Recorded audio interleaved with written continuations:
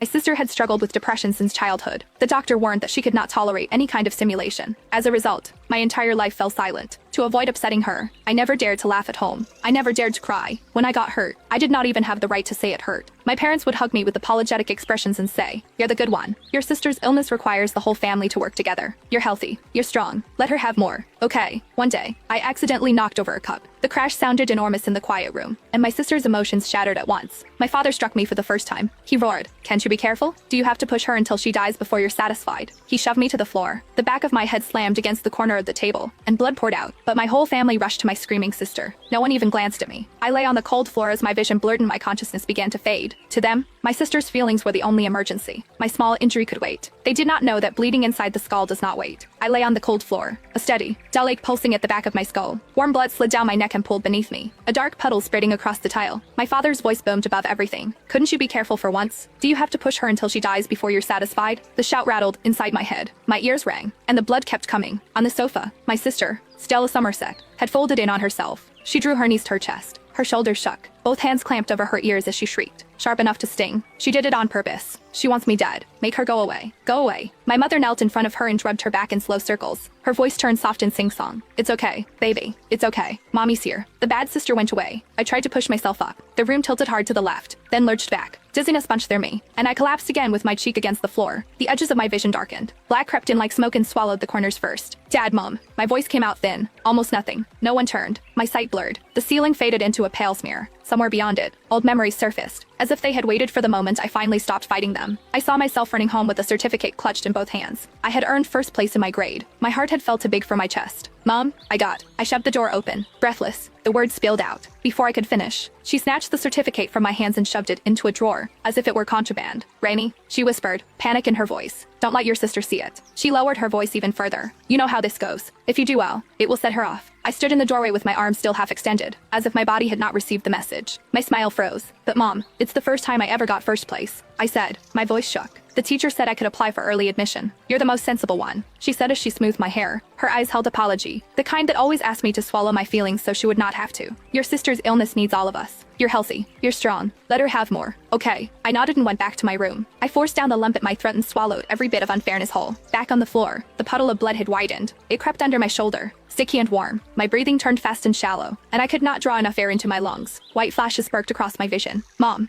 I tried again. This time the word scraped out of me. "It hurts." My mother finally glanced over her shoulder. She frowned as if I had interrupted something important. "Rainy, stop it," she said. "Can't you see your sister is unwell?" "Wait." My sister's screaming spiked even higher. "Make her leave. Make her go away."